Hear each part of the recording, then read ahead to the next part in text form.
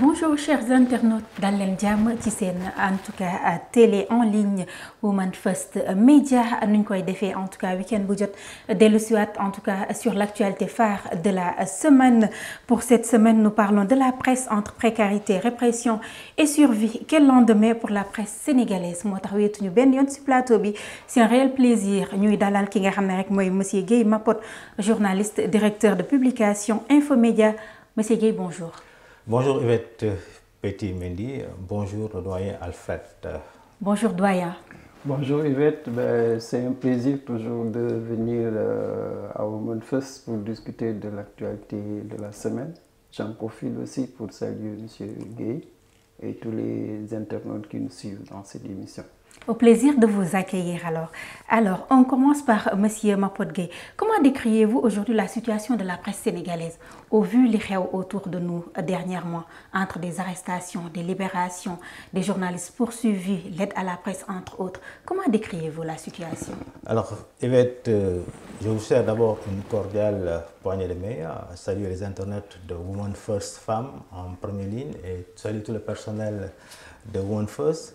Mais écoutez, la situation de la presse actuellement, elle est préoccupante. Elle est préoccupante, elle est alarmante. On peut même dire que la situation de la presse est au rouge, au rouge total. Et c'est comme qui dirait un malade qui est malade, je suis parti à l'hôpital, on diagnostique le malade. Aujourd'hui, on doit pouvoir diagnostiquer le mal de la presse, parce que la presse aujourd'hui vit une situation dramatique, douloureuse même, notamment avec, si on lit le rapport 2025, de Reporters sans frontières qui décrit cette situation qui est vraiment triste. Pourquoi? Parce que il y a des médias qui sont fermés, il y a la précarité totale, comme vous l'avez dit tout à l'heure dans votre introduction. Les journalistes sont restés sans salaire. Aujourd'hui, la presse ne vit pas. La presse ne vit pas et c'est une situation qui est triste, qui est alarmante. Aujourd'hui, comme vous dites, par rapport à cette fonds, vous l'avez parlé, le fonds d'appui de la presse, je pense qu'à mon avis, c'est une situation par rapport au fonds, c'est quelque chose qui est à saluer. C'est une belle initiative, mais seulement à mon avis, mais qu'est-ce que je constate? Qu'il y a seulement une absence de communication. Il y a une absence de communication entre les acteurs des médias et les autorités. Autrement dit, moi j'ai tout simplement les deux parties à discuter pour trouver la meilleure solution possible au lieu de s'en tirer à gauche, à droite. Cela ne rime à rien, cela n'avance pas les choses. Il faut que les gens discutent dans la discipline pour qu'on puisse progresser parce qu'aujourd'hui la situation elle est triste, elle est alarmante. Il n'y a aucun adjectif pour décrire la situation de la presse actuellement. Monsieur Albert Doyen, vous venez d'entendre en tout cas monsieur Guèye qui a tâté le pouls de la presse. Alors vous qui êtes en dehors des rédactions, comment ressentez-vous cette situation? Est-ce que vous pensez réellement que le problème de la presse se traduit, en tout cas que ce soit dans la publication, dans ses contenus? Disons que la presse est dans une crise. Globalement, c'est une crise qui frappe tous les médiums, que ce soit la presse écrite, la radio, la télévision, l'Internet est venu se rajouter à une couche. On est dans une crise globale, la presse. Maintenant, cette crise-là, elle ne vient pas de 2024, de 2012. On est dans une série de conséquences successives. Cette série-là fait que, si on prend le côté économique, économiquement, la presse sénégalaise n'a jamais été viable. Jamais. Si vous prenez le service public, il a survécu parce que tout simplement, c'est l'État qui faisait vivre la presse du service public. Mais la presse privée, elle n'a jamais eu de potentiel économique, financier. Elle a toujours, disons, résisté. C'est la précarité depuis l'origine. On n'a jamais, jusqu'à présent, vous prenez les grands groupes qui sont nés bien avant la période actuelle, qui sont nés vers les années 80. Même ces grands groupes-là, végètent. Parce qu'il n'y a pas un autre mot. Les gens résistent parce qu'ils veulent exister.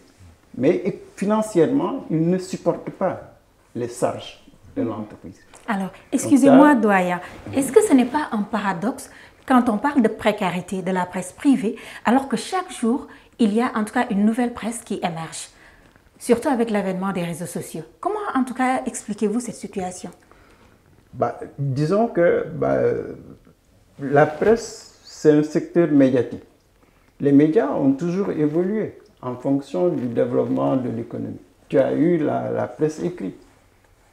Ensuite, tu as eu la radio, tu as eu la télévision, là, tu as l'Internet.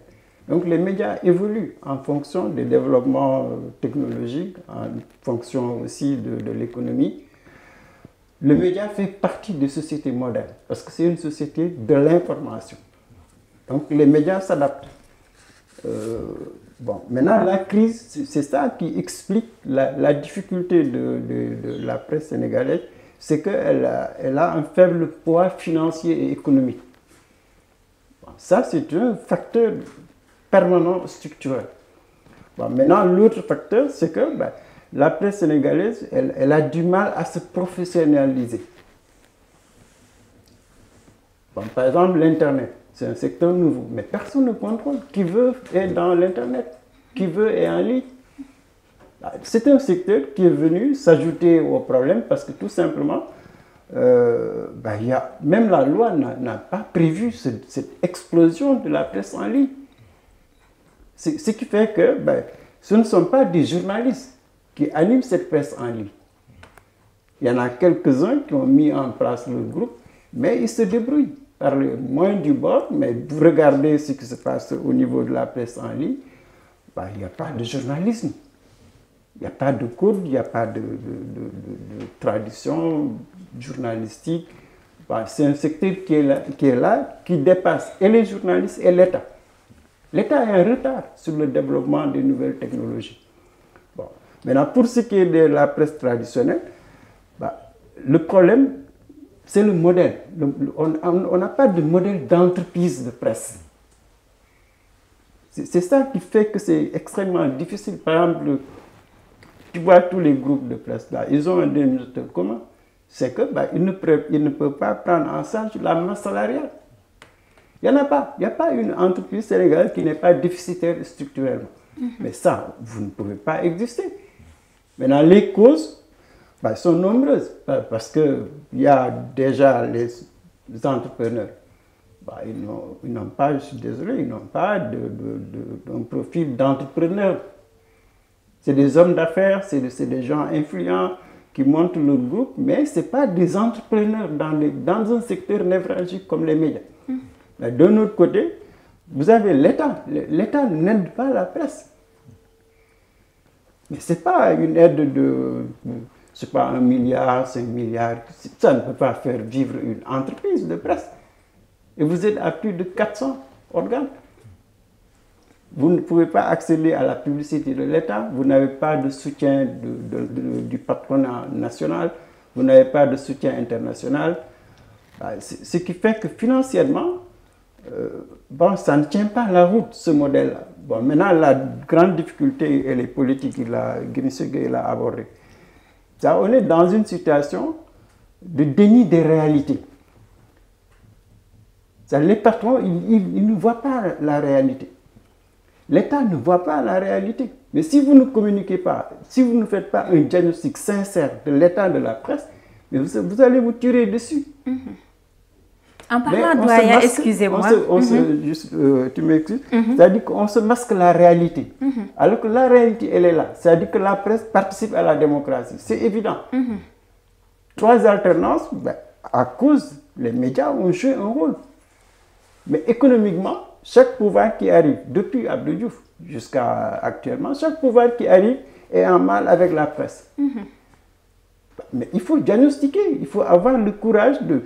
il y a eu des conclusions, des assises, les gens ont discuté, mais en termes de défiance, c'est la défiance le problème qu'on a actuellement. Il y a une défiance. Et ça, ça ne peut pas prospérer, la défiance. Il faut arriver à se parler franchement et trouver des solutions. Je pense que c'est possible de trouver des solutions, mais à condition que chacun renonce à cette défiance-là, que les gens s'asseyent, et voir la réalité. C'est-à-dire qu'on ne peut pas avoir un système démocratique sans la presse. C'est impossible. C'est impossible. Donc il y a un problème de responsabilité. On a un quatrième pouvoir. Il est là, il vivote, il a des problèmes. On a un État trop susceptible par rapport à la liberté de la presse. Ben, il faut s'asseoir et se dire, voilà, vous, votre statut, voilà votre rôle. Voilà comment on va vous encadrer. C'est ça que je disais tout à l'heure. Bon, il faut revenir à un principe de base. Hein, c'est que la situation actuelle, la seule manière pour moi de s'en sortir, c'est qu'il faut être plus professionnel. C'est un métier. C'est pas du bana-bana, c'est pas de l'informel. Non, c'est professionnel. C'est comme un État. Un État informel ne peut pas marcher. Une presse informelle ne peut pas non plus marcher. Doyen, en tout cas, merci. En parlant de professionnalisme, de diagnostic, loin de l'aspect pécuniaire, M. Gueye, aujourd'hui, on rencontre la même question, on rencontre quand même une presse naissante. Presque chaque jour, on en voit de nouvelles presses qui émergent. Alors qu'on parle de précarité, est-ce qu'il y a lieu quand même de penser aujourd'hui qu'il y a un journalisme à la limite de la rue, un journalisme qui se fait loin de l'éthique et de la déontologie?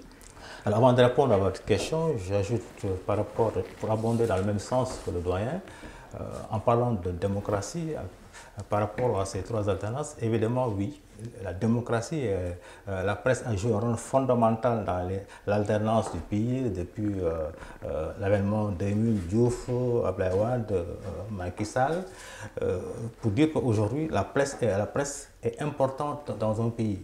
Naturellement, les médias, il a dit que les médias ont évolué, mais les médias ont évolué, mais avec difficulté. Aujourd'hui, la situation s'est aggravée.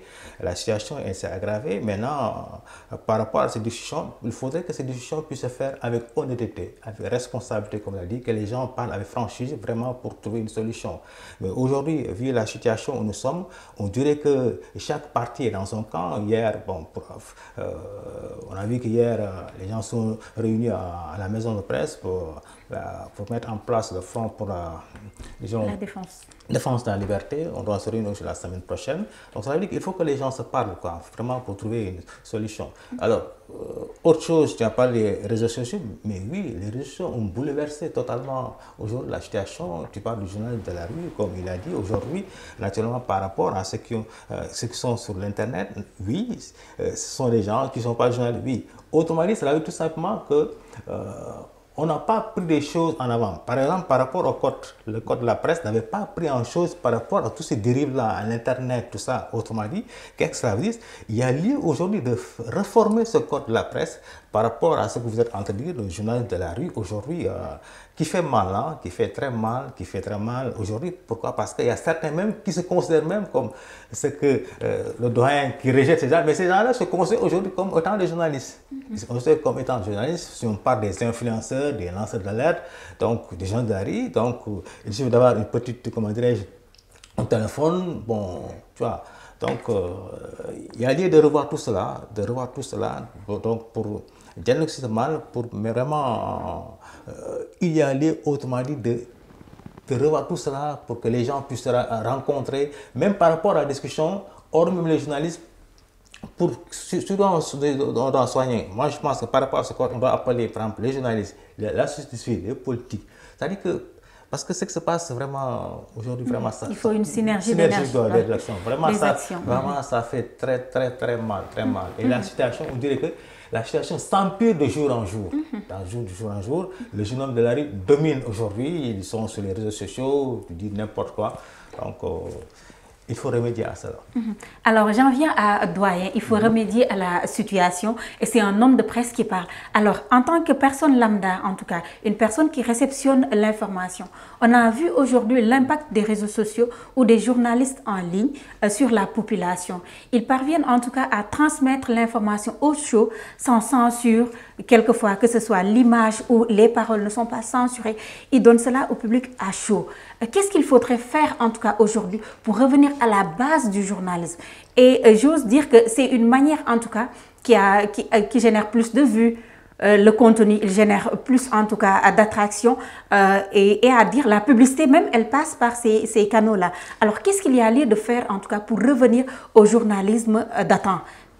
Si vous permettez, bien sûr. vous avez parlé des réseaux sociaux, que ce qui est plus grave là aussi, c'est-à-dire que ce sont les journalistes qui reprennent ces informations des réseaux sociaux.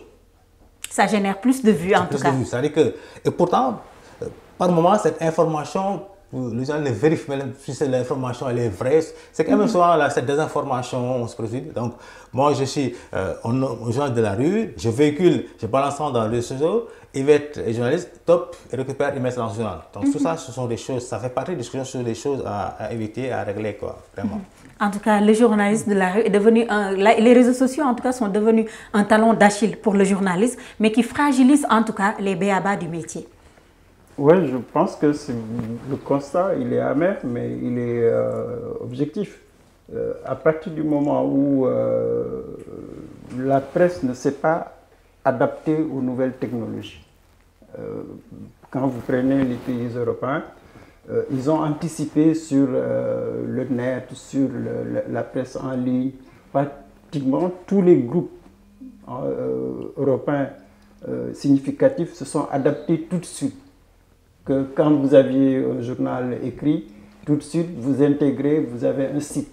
Vous avez deux types de journaux, un journal presse écrite, un journal dans le net. Les gens se sont adaptés, les radios pareil, les télévisions. Mais nous, on n'a pas eu cette prise de conscience. Le net est entré tardivement dans les médias. Les journalistes n'avaient pas l'habitude d'avoir un portable, un ordinateur, un réseau international. C'était trop rigide. On mettait en avant des principes, des rigueurs qui faisaient que il faut être professionnel jusqu'au bout. Mais la presse en ligne, on l'appelle à tort d'ailleurs, presse en ligne, parce qu'elle a occupé un espace que la presse traditionnelle n'avait pas vu venir. Ce qui fait que les journalistes les mieux préparés, c'est eux qui ont mis les premiers sites. C'est vrai qu'ils ont eu l'initiative, le faire, ils ont anticipé. Mais ils n'ont pas les moyens.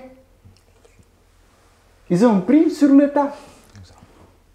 Sur le tas. Quelqu'un qui sait parler Wolof, je le prends. Qui sait parler Pulaar, je le prends. Celui qui sait écrire, donner une information, je le prends. On a sapé la presse en ligne, elle a sapé les bases du journalisme. C'est ça la vérité. Ouais. Elle a sapé les bases. Parce que dans la presse écrite ou dans la presse traditionnelle, mais avant qu'on ne sorte ton papier, mais il va falloir que tu fasses 6 mois, 1 an, 2 ans, 3 ans, que tu sois bien formé. Mais la presse en ligne, mais tu n'as besoin d'aucune formation. Tu vas collecter une information vraie ou fausse, tu la diffuses tout de suite. Mais ces médias-là n'ont aucun mécanisme de contrôle. Aucun. Donc tu parles, tu dis ce que tu veux.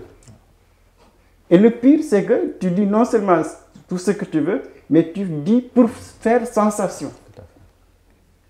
On sort du cadre réglementaire déontologique.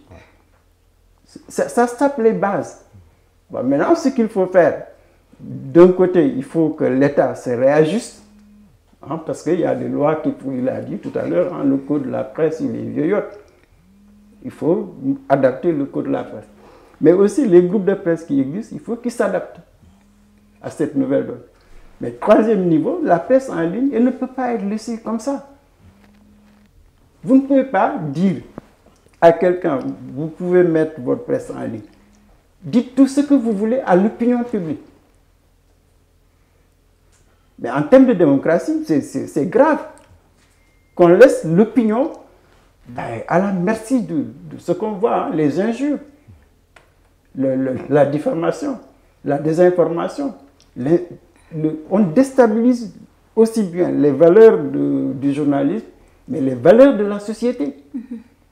Un État responsable ne peut pas accepter ça. Je pense que la loi doit être beaucoup plus ferme sur ce canal, mais également les journalistes qui veulent vivre de ça. Il faut qu'on leur impose. Parce que quand même, un journal, tu le fais, s'il est un journal écrit ou une radio ou une télévision, mais tu as une charge, tu as un cahier de charge. Donc la presse en ligne, elle doit avoir un cahier de charge spécifique pour qu'on sache que ce n'est pas une presse où on dit ce qu'on veut. C'est réglementé. Bon, le deuxième niveau, peut-être qu'il faut professionnaliser. Bon, moi, je pense que il faut être ouvert. Cette presse en ligne, elle a un avenir, mais il faut former les gens. Parmi les techniciens qui sont dans la presse en ligne, ils ne sont pas formés. Les journalistes qui y sont, ils ne sont pas formés.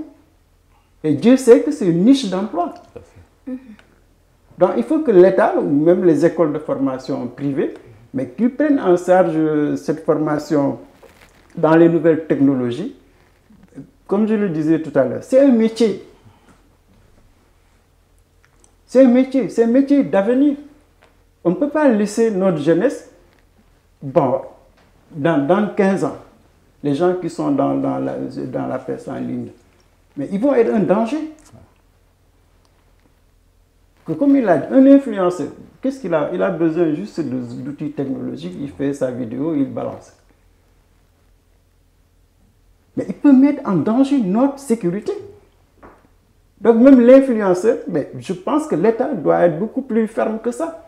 On ne peut pas accepter, au nom de la liberté d'expression, de la liberté de la parole, mais que quelqu'un sape non seulement les bases d'un métier, mais sape la stabilité d'un pays, diffuse des contre-valeurs. Pour moi, en tout cas, je pense que l'État doit prendre ses responsabilités.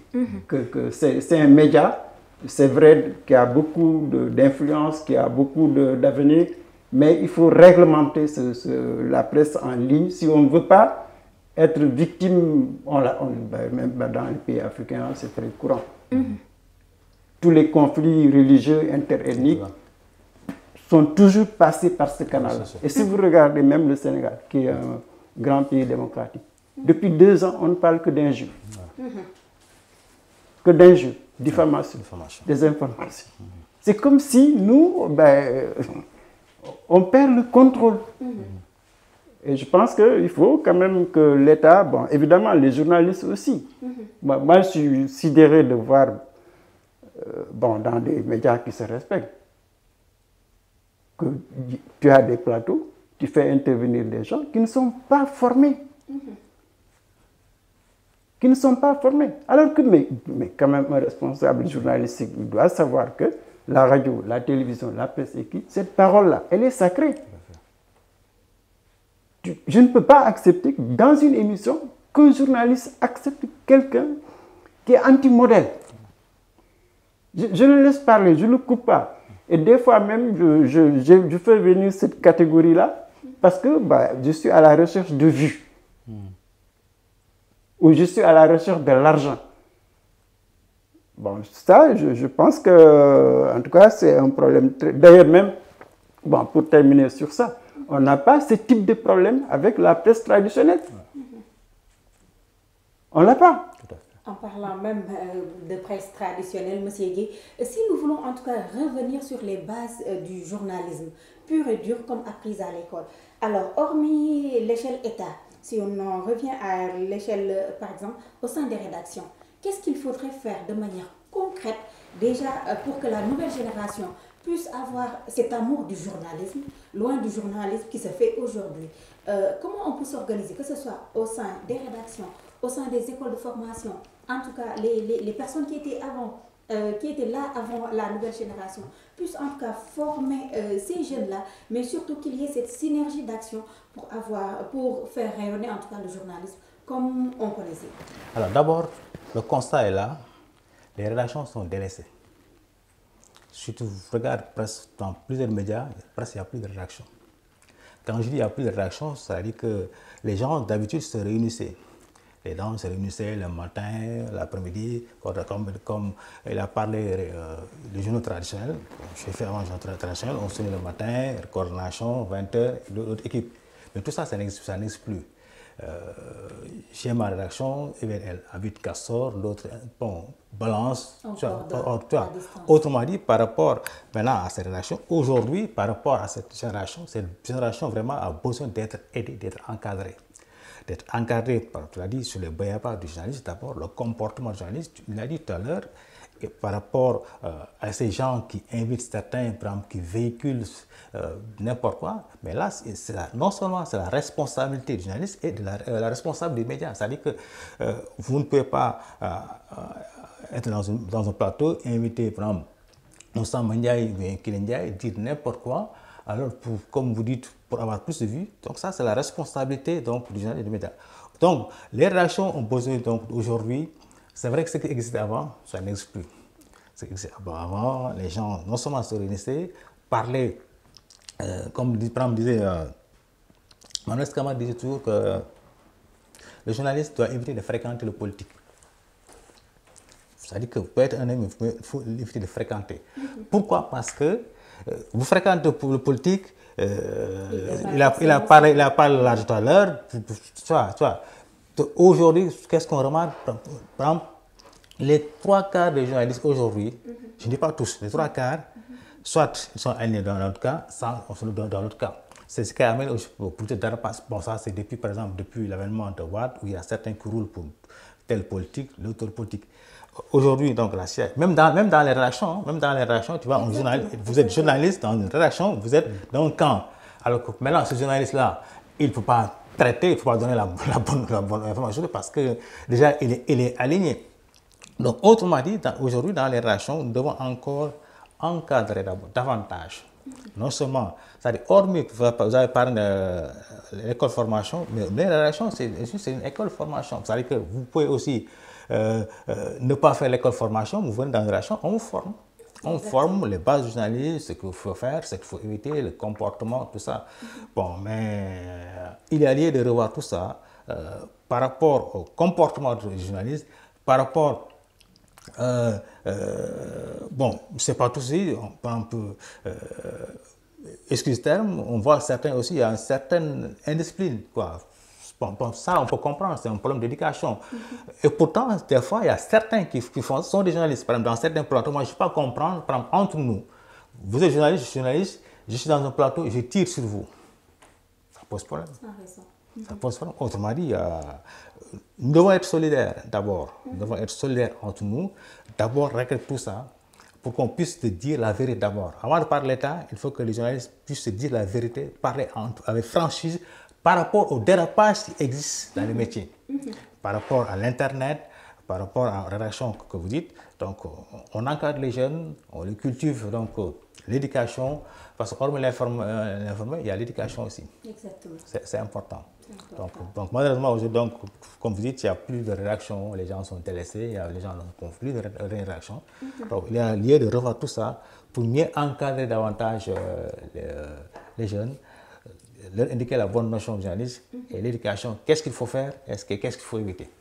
Alors, doyen, pour rebondir sur ce qu'il a dit, il y a lieu d'encadrer, en tout cas, d'encadrer cette nouvelle génération afin de les inculquer les bonnes bases du journalisme. Mais pensez-vous que cela puisse être facile dans un contexte, en tout cas, aussi difficile sur le plan économique?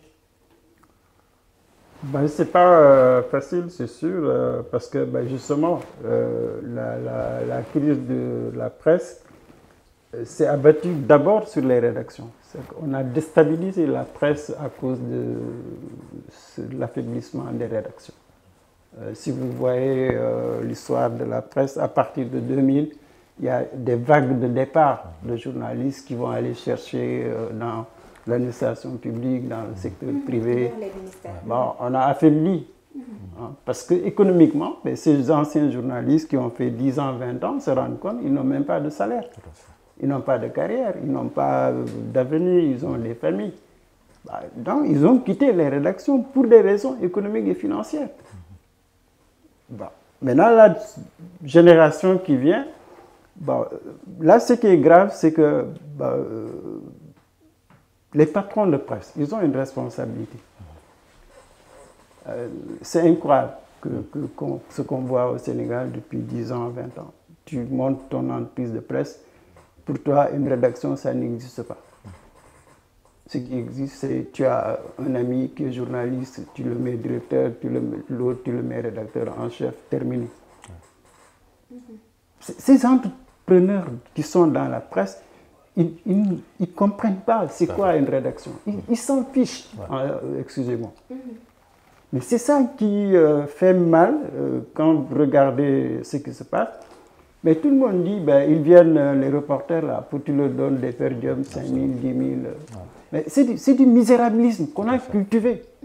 Qui l'a fait? Ce n'est pas les journalistes, c'est les patrons de presse. Donc ce misérabilisme-là, c'est ça qui a tué les rédactions. Parce que les gens ne croient pas à la rédaction. Mais comme il l'a dit, il ne faut pas qu'on se trompe. Une entreprise de presse, c'est sa rédaction. Vous prenez les grosses entreprises publiques. Mais pourquoi on parle de top management? Mais il y a une entreprise, il y a un noyau. C'est ce noyau-là qui conçoit tout. Tout. La formation, la gestion, c'est ça le secret de la presse.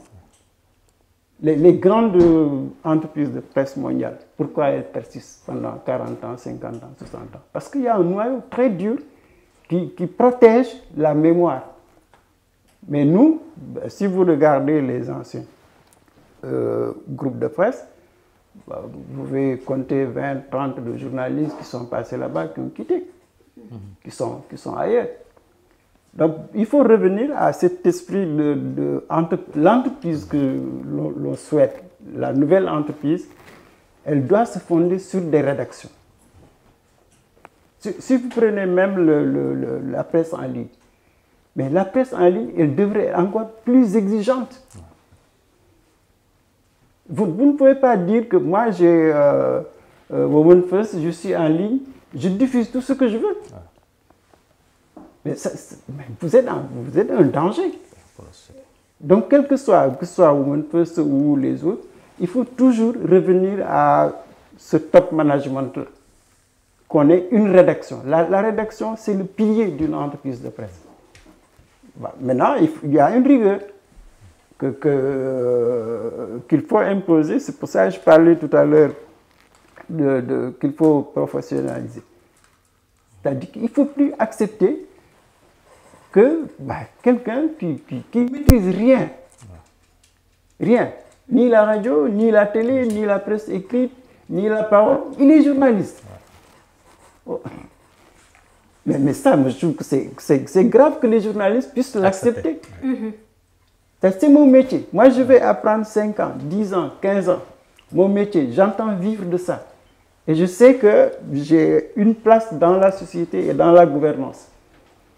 Mais quelqu'un qui n'a aucune connaissance de mon métier, je l'appelle journaliste, je l'appelle chroniqueur. Je trouve que les journalistes, il faut qu'ils se réveillent. C'est un métier, mais c'est un sacerdoce. Ça ne veut pas dire que c'est un métier fermé, non. Au contraire, le journalisme fait partie des métiers les plus ouverts. Les plus ouverts. C'est-à-dire que tu peux être chercheur, tu peux être entrepreneur, tu peux être sociologue. Dans tous les métiers, le journaliste, pourquoi il est ouvert? Parce qu'il cherche le savoir. Et le savoir, le creux, en tout cas le nœud du savoir, c'est l'information. Mais ce métier-là, on ne peut pas le laisser mourir comme ça parce qu'il y a des parasites. Il faut avoir le courage de dire que ça, c'est des parasites, c'est des virus. C'est comme il a dit tout à l'heure, le virus politicien. Mais ça n'a rien à voir avec le journalisme. On peut être journaliste, avoir de fortes convictions politiques, idéologiques, mais tu distingueras toujours tes convictions à toi et le traitement de l'information. Quelles que soient tes convictions, tu peux être Tidjane, Mouride, etc. Mais quand il faut faire une analyse critique de ta religion, ou quand il faut aller chercher le savoir ailleurs, mais tu vas le faire. Donc, je pense que vraiment c'est la question, je crois, honnêtement, il faut beaucoup réfléchir sur qu'est-ce que c'est qu'une rédaction. si on ne comprend pas la fonction de la rédaction, on va à l'eau. Tout à fait. Et ça, je le disais tout à l'heure, la presse en ligne, elle doit être plus exigeante. Pourquoi? Parce que c'est technologique. Ouais. C'est technologique. Et la technologie, bah, on le voit à l'échelle internationale, hein, qui gagne les milliards dans les médias. Forcément. En tout cas, vous l'avez si bien dit, il y a lieu en tout cas de dissocier la personne, le journaliste et ses convictions. Et c'est ce qui est difficile aujourd'hui à faire, M. Guèye, parce que si l'on se rappelle aujourd'hui, beaucoup de presse appartiennent à des patrons qui appartiennent à des partis politiques, où certaines structures de la presse sont dirigées par des hommes qui n'ont plus accès en tout cas aux médias, peut-être qui étaient dans les médias et qui ont changé de camp finalement et qui veulent toujours porter le même combat. Est-ce qu'il n'y a pas en tout cas une guerre peut-être qui ne dit pas son nom? Est-ce qu'il n'y a pas quand même une guerre d'intérêt, plutôt d'intérêt pécuniaire, plutôt que d'intérêt à faire avancer le métier? Alors, vous l'avez dit, hein, guerre d'intérêt, oui. C'est pourquoi tout à l'heure, lorsque je disais, d'abord, en même temps, il faut que les acteurs eux-mêmes puissent discuter avec toute franchise. Exactement. Alors, quand vous dites par rapport à intérêt, c'est-à-dire que nous, par exemple, on connaît ce qui se passe. Par rapport aux politiques, c'est-à-dire que, par exemple, pour certains journaux, surtout au niveau des sites et des trucs, mais dans chaque site, on connaît qui est derrière. Le plus souvent, comme l'a dit, soit des journalistes, soit c'est un politique, soit c'est un homme d'affaires, qui donne des ordres pour tirer. Mais ça, c'est anormal. C'est anormal. C'est la raison pour laquelle, fondamentalement, il nous faut vraiment régler ça. C'est-à-dire, enfin, moi, je me dis même, avant même d'aller, par exemple, aller réformer le code. Comme par exemple, hier, les acteurs se réunissent pour mettre en place un front pour défendre la liberté. Les acteurs aussi doivent aller plus loin, entre eux-mêmes, par rapport à cette question que vous venez d'évoquer. Ils doivent se dire la vérité. La vérité, c'est quoi? Les problèmes d'intérêt là, c'est-à-dire qu'il faut mettre ça de côté. C'est-à-dire défendre l'intérêt général. Il a dit tout à l'heure, par exemple, s'il n'y a pas de rédaction, mais le journal est mort, n'est-ce pas?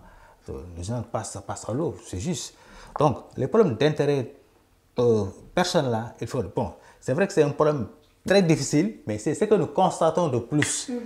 Alors, je discutais même la semaine dernière avec un patron de presse qui est dans le truc des échanges, mais je disais que, en réalité, mais je lui dis d'abord, qu'est-ce qu'il faut faire? Je lui ai dit que vous, d'abord, en tant que patron, le président des agences, il faudrait que vous déplacez d'abord.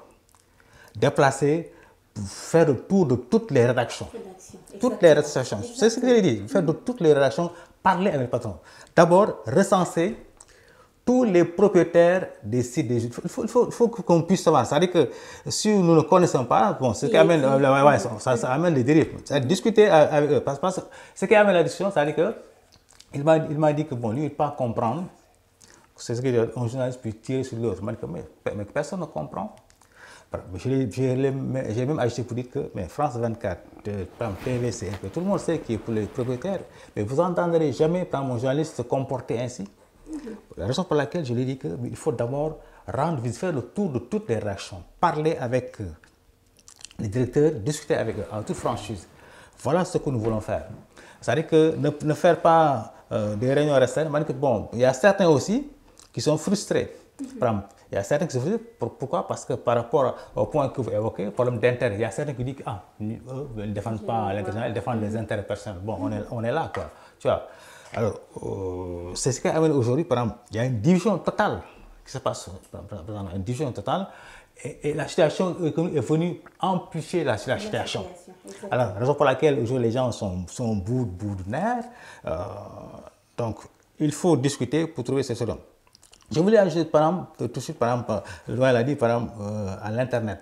Nous sommes en retard sur l'Internet. Je dis oui. Mais je donne un exemple par rapport à la plateforme du fonds d'appui. Mais depuis 3 jours, certains m'appellent. Ils ont des difficultés. Exactement. Bon, quelqu'un me dit, bon, lui, il a oublié son mot de passe. Mais je lui dis, tu oublies son mot de passe. Tu mets ton mail, tu fais un mot de passe oublié, on t'envoie un mail. L'autre me dit, bon, il a pris son portable, il a difficulté pour ouvrir son portable. Mais lorsqu'il est arrivé, il ouvre ça avec son ordinateur. Donc, ça veut dire que nous sommes très en retard sur l'Internet. Maintenant, si on regarde, moi j'ai fait certaines formations en Afrique, mais par exemple, même les Camerounais, ils sont en avance sur nous sur l'Internet. Donc il faut vraiment rectifier le tir quoi, avant qu'il ne soit tard. Déjà, il est tard, hein, mais il y a toujours espoir quoi. Quand il s'agit de bien faire, il n'est jamais trop tard. Alors, doyen, je pense qu'il y a lieu, comme l'a dit M. Gueye tout à l'heure, non seulement de réformer le code de la presse, mais on a assisté dernièrement à des arrestations, puis des libérations, des signaux qui ont été coupés sans pour autant que quelqu'un en assume l'anti-responsabilité. Et finalement, les signaux ont été rétablis hier, par exemple. Alors, est-ce qu'il y a lieu quand même de renforcer la protection juridique des journalistes sans pour autant, en tout cas, permettre qu'il y ait, ou favoriser en tout cas les dérives? Bon, disons que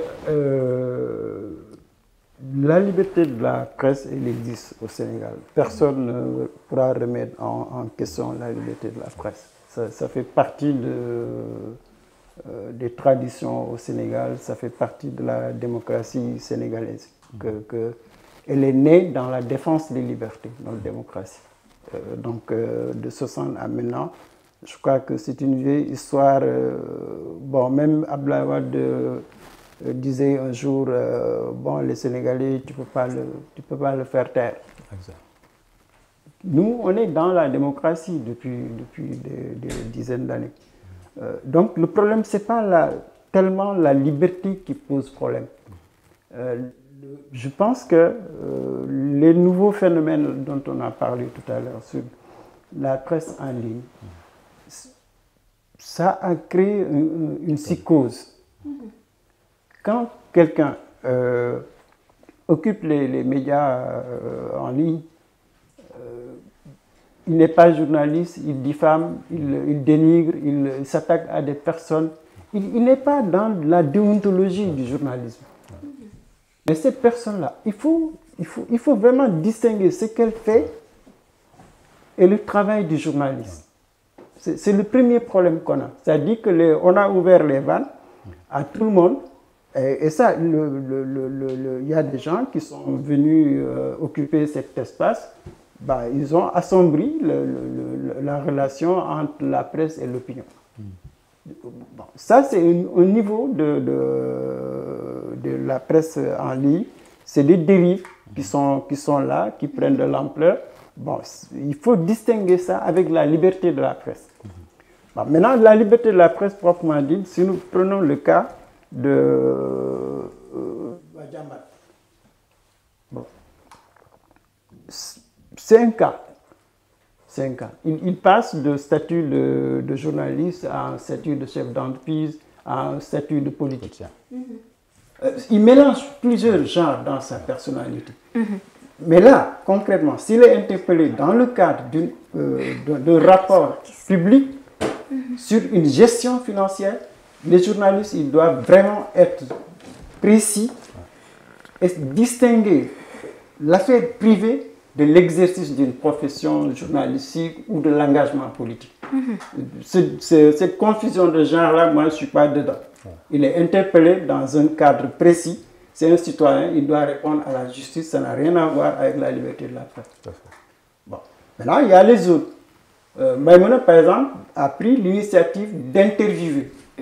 Mais ça, c'est le journaliste qui apprécie. Il a le droit d'interviewer qui il veut. Mais c'est à lui d'être prudent. Tu ne peux pas interviewer dans le contexte actuel quelqu'un qui est à l'étranger pour des raisons justifiées ou pas, qui crée une polémique nationale et faire l'interview sans calculer les risques. Le journalisme aussi, c'est des risques. Quand tu vas couvrir une guerre, mais tu prends des risques énormes. Exactement. Personne ne te donne l'autorisation d'aller couvrir, mais tu dois être intelligent dans la prise des risques. On prend des risques, chaque jour on prend des risques, mais c'est des risques calculés. Bon, maintenant, pourquoi je reviens sur ce cas, c'est que on a beau défendre la liberté de la presse, Mais si on ne comprend pas que le premier garant de la liberté de la presse, c'est l'État, on va se tromper. C'est l'État qui est le garant de la liberté de la presse. Le journaliste, il doit tout faire pour que l'État incarne cette liberté-là. Qu'il n'y ait pas de divorce. Et je pense que le combat des journalistes, c'est de pousser l'État à garantir l'expression des journalistes. Quel que soit l'État. Pour moi, vraiment, c'est cette confusion qu'il faut lever. L'État, ce n'est pas de passer. L'État, ce n'est pas l'APR. L'État, ce n'est pas le PS. Non. Nous devons nous battre pour qu'on ait un État. On dit un État de droit. Mais un État qui protège les libertés des journalistes n'est pas un État. Exactement. Donc je pense que on est emprisonné par des logiques politiciennes. Des logiques politiciennes. Nous, on n'est pas là pour défendre une majorité. Les Sénégalais, c'est eux qui votent, c'est eux qui choisissent. Exactement. Nous aussi, nous votons. Mais ce qui nous intéresse, c'est le média. Tant qu'on n'arrive pas à faire ce distinguo-là, il parlait tout à l'heure des patrons de presse. Mais un patron de presse, j'ai de l'argent, j'ai des possibilités d'avoir des garanties bancaires, j'ai des possibilités d'être protégé par l'État. Je monte mon groupe de presse. Je monte mon groupe de presse pour me faire de l'argent, pour me faire de l'influence. Et ça, bah, c'est la réalité. Depuis, en tout cas, quelques années, ben, les gens, ils s'impliquent politiquement, ils soutiennent un pouvoir politique.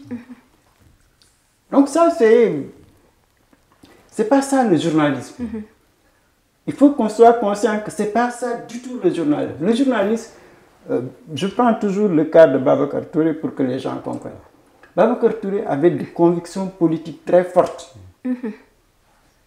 Mais tant qu'il est resté journaliste, il fait le distinguo entre ses convictions et la presse. Il est prêt à se battre pour la presse à chaque fois qu'elle est menacée. Mais nous, nous devons nous inspirer de cet exemple-là. C'est-à-dire, je peux être partisan du PASTEF ou de l'APR ou de ce que tu veux, mais mon métier, c'est mon métier. C'est pas Diomaye qui va faire qu'on tue la presse, non. Après Diomaye, il y aura toujours une presse. Forcément. Donc le métier là, pour moi, c'est ça la faiblesse des journalistes. C'est-à-dire que le métier n'est pas, par exemple, les enseignants. Mais posons-nous la question, qu'est-ce qui fait que les enseignants sont aussi solidaires? Et pourtant, ils sont déchirés politiquement. Tous les partis sont représentés dans l'éducation. Mais quand le métier d'enseignant est menacé, ils se soudent. Ben, les journalistes, ça doit être la même chose. Ça souder le métier, mais contre tout ce qui peut nous déstabiliser. Et ça, il y a un travail évidemment à faire. Que c'est aux journalistes aussi d'être responsables. Moi, je pense que on n'est pas dans le métier pour être au service de quelqu'un. En tout cas, cela passe par une corporation saine, des relations saines entre confrères. Alors, je rappelle que vous êtes sur Women First, vous suivez La Loupe et le temps qui nous est réparti vraiment tire à sa fin. Alors, Monsieur Gueye, pensez-vous en tout cas que l'aide à la presse puisse réellement soutenir les organes de presse ou améliorer les conditions des journalistes? Alors, vous-même, vous touchez un problème très sérieux, enfin pas très sérieux, mais qui défait la chronique depuis quelques jours en tout cas. Alors, est-ce que réellement l'aide à la presse, ma réponse est mitigée. Quand je dis mitigée, par exemple, la situation dont ça se trouve, peut-être ça peut évoquer certains problèmes. Mais réellement, ça ne peut pas régler de façon définitive donc la situation de la presse, la situation qui vit la presse. La raison pour laquelle, d'ailleurs, même par rapport à cette aide-là que vous parlez, il y a l'État qui a pris d'autres aides par rapport à un fonds de développement pour faire un projet, emprunter, tout ça. Donc, c'est très difficile, et je vais même aller plus loin parce que vous avez l'occasion d'en parler, peut-être les autres vont nous entendre. par rapport à cette lettre à la presse, aujourd'hui, il y a une situation qui est là. Quand j'ai une situation qui est là, c'est-à-dire qu'il y a certaines conditions qui ont été exigées donc, par les autorités par rapport aux médias. Mais je peux parier ma main sur le Coran, les 3 quarts ne pourront pas respecter ces conditions. Exactement. Exactement. Les 3 quarts ne pourront pas respecter cette condition. Raison pour laquelle, moi je dis que l'initiative privée, c'est excellent, c'est formidable, parce que c'est une demande qui a été commencée depuis le temps d'Alpha Sall, qui était secrétaire de SYNPICS, par rapport aux conditions des journalistes et presse, tout ça. Après, par la suite, il y a Diatou Cissé, le secrétaire qui a beaucoup combattu sur ça.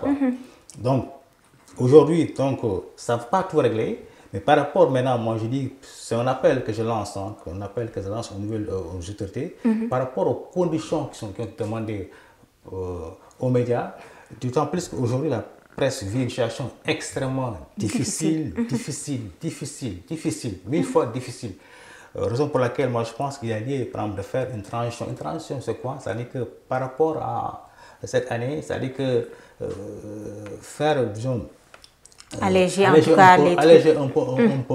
Maintenant, exiger maintenant à partir de 2026, c'est vrai que maintenant, par moment, on fait même constater qu'il y a même certains patrons qui ne veulent pas faire. Mais ça, il faut exiger. C'est-à-dire que maintenant, dorénavant, bon, on peut alléger quoi cette année. Mais de façon définitive, pour bénéficier par exemple, de ce fonds-là, il faut obligatoirement remplir les critères et les conditions. 100%.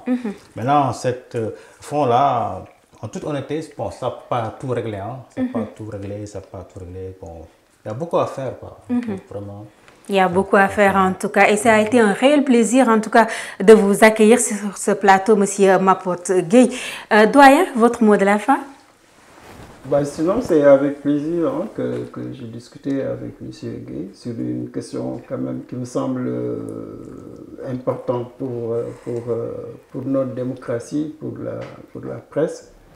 Maintenant, il faut poursuivre la réflexion que les médias, c'est à eux aussi de prendre leurs responsabilités et ne pas fuir les débats de fond qui interpellent tous les acteurs. Espérons aussi que l'aide à la presse soit distribuée pour que la presse souffle au moins pour quelques semaines. Mais le fond reste, que ce fond-là, il faut le repenser. On a discuté de beaucoup de questions. Que ça serve les rédactions, que ça serve l'entreprise. C'est ça l'aide à la presse. Ce n'est pas l'aide pour aider un patron de presse à jongler ses fins de mois ou à régler ses dettes. Je crois qu'il faut vraiment avoir le courage de repenser la situation de la presse globalement. Bon, mais je suis quand même rassuré quelque part, quels que soient ces problèmes qu'on évoque, les jeunes veulent travailler dans les médias. C'est un secteur qui est très ouvert. Les jeunes, ils comprennent très bien que c'est une niche. Exact. Et malheureusement, il y a les lourdeurs de l'État, les lourdeurs des patrons de presse. Mais il faut quand même être optimiste et se dire que la presse a joué un grand rôle et il faut qu'elle joue plus. Elle a beaucoup apporté, mais il faut qu'elle joue un rôle beaucoup plus, que ce soit en termes d'éducation, en termes de formation, en termes d'emploi, en termes de perspective. Pourquoi nous cantonner dans notre Sénégal de 18 millions? En tout cas, merci beaucoup, doyen. Merci à M. Mapote Gueye. Je rappelle que vous êtes journaliste et directeur de Infomédia 27. Votre mot de la fin? Alors, je vous remercie infiniment, Yvette Betty Mendy. Je termine par les mots de doyen Albert en termes d'éducation et perspective. Naturellement, nous devons beaucoup faire. Il faudra un éternel va-et-vient pour que cette presse soit meilleure et sage. Pour reprendre le philosophe français Montaigne. Sur ce, je remercie tout le personnel de la chaîne télévision Women First et vos internautes. Alors, vous saluez aussi tout en souhaitant des lendemains meilleurs pour notre presse. Et je termine pour vous taquiner, vous ne m'avez pas remis le petit déjeuner. Ce ce sera juste après la fin de l'émission. En tout cas, merci, chers internautes. On se donne rendez-vous sur Women First Media, plateau La Loupe, très bientôt. D'ici là, prenez soin de vous, car chaque jour est une vie.